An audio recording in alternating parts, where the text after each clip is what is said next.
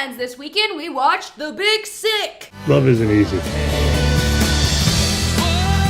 That's why they call it love. I don't really get that. I know. I thought I could just start saying something and something smart would come out.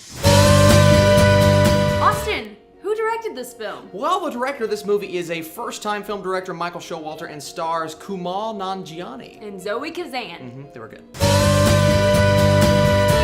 So, The Big Sick premiered at a film festival and was critically acclaimed from the first showing. It's gotten a lot of talk, people have hyped it up. It's an independent comedy, but it's also a rom-com. It has the feel of, say, an independent movie, but it's got big acclaimed actors in there, and it's really, really funny. And Madison, I'm gonna go ahead and just say it, I really loved this movie. What about you? I liked it a lot. It really was rom-com, like exactly what you said. Felt really indie. Yeah, it did. But at the same time, I was laughing and it was romantic, and I was like, And one thing I really enjoyed about this movie is just how natural everything was. It kind of felt like a documentary in or a maybe sense. a true story. It was based on a true story, and that's the cool thing about this is I did not know where this movie was going in the first act, and I liked the fact that I didn't know. But when we got to the second act, which I will say is probably my favorite part of the movie, and you rarely say that, when we get to the second act and figure out what this movie is actually about, I really enjoyed it. And the combination of her parents with Kumail Nanjiani's character was absolutely awesome. They were hilarious, their interactions were great, the script itself was really good, but the reason this movie works is because the actresses and the actors in there, and they made it what it was, and especially Ray Romano and Holly Hunter, they were hilarious. I really enjoyed Holly Hunter. Yeah. I always think her accent is really... His character with Kumail's character, I really found it relatable because everything that he said or did was something that I have said or did personally, and that might be the reason why I like this movie so much, but you have that combined with how good the direction was and the cinematography, and even the score. It was very subtle, but that's what I liked about this movie, is this movie is very subtle. Everything is subtle. Nothing crazy in your face happens, and I loved all the character interactions. I know I keep saying that, but this is just such a good example of how to do a character-driven story. Yeah, I thought Ray Romano and Holly Hunter, they were their typical character. Yeah, what they were. usually play. What you would assume they would play. Yeah, but it seemed really effortless in this movie, and I think that's what made it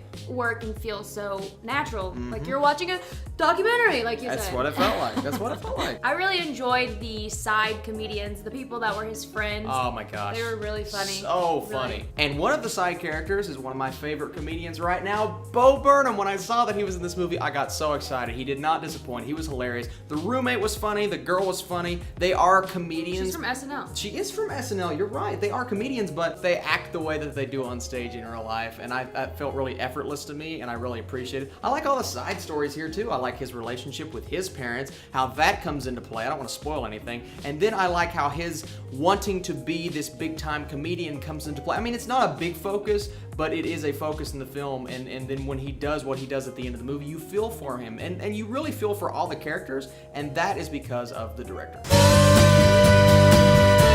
A bad for me was definitely that the movie was really, really long. It was long. And our previews were so long. I don't know what happened there. No, well that's not a fault with the movie. I though. know, but the whole experience. We had 24 minutes of trailers before the movie, so it really did feel like a 3-hour movie, even though the movie was less than 2 hours. But it did get long in the middle. It kind of dragged a little bit, but I never really got bored. It's not a super negative to me. I just think if they would have shaved 15 minutes, it would have helped the movie. There was also something that I noticed. This happens in movies a lot more than it used to, I feel like. There were some over-the-shoulder shots where the person that you can't really see, they're talking, but the voiceover happening on screen is not matching up to the words coming out of their mouth. And I get it, you have to go in for reshoots and whatever, but that always bothers me, and I feel like I always noticed it. Say another bad for me, the time lapse. Oh yeah, between it never really establishes. Yeah, how and it long. wasn't like awful. Yeah, I no. could kind of tell it'd been a while, but then she was like 5 months, and I was like, Yeah. oh, that's not like what I have in my head. It wasn't like the Lost City of Z where it's like 10 years, and I never reviewed that, by the way. Oops. But that's really it with me. I didn't have a lot of negatives with this movie because it was just such a well-made. It's unique. It's very unique. It's very different. It's not your typical rom-com.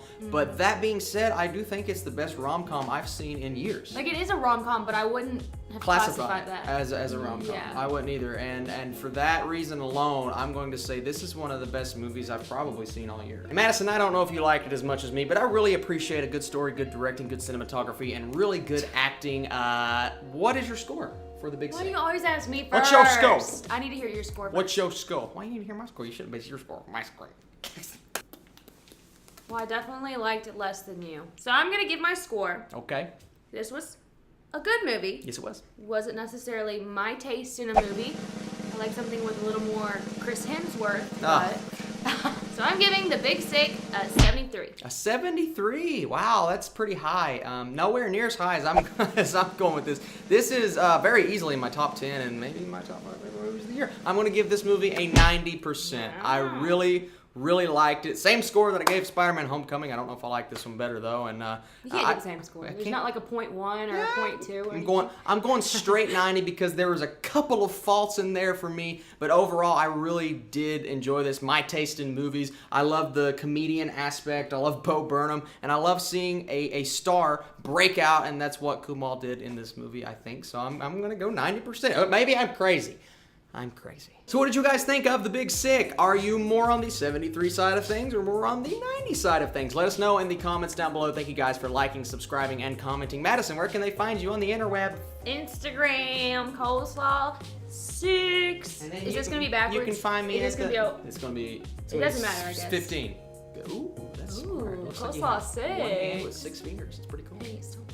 Coleslaw 6. Yeah, then you guys can find me at the Burkinator with a 3 instead of the E. I haven't said that in a while. You guys are the absolute best, and go watch The Big Sick and War for the Planet of the Apes because Oh, where'd that come from? I don't know. It's just this is one of the best opening weekends I have seen in a long time. But if you want to hear about that, go watch his review on it. Oh yeah, you should do that. I like the way you think, kid. Bye. Bye.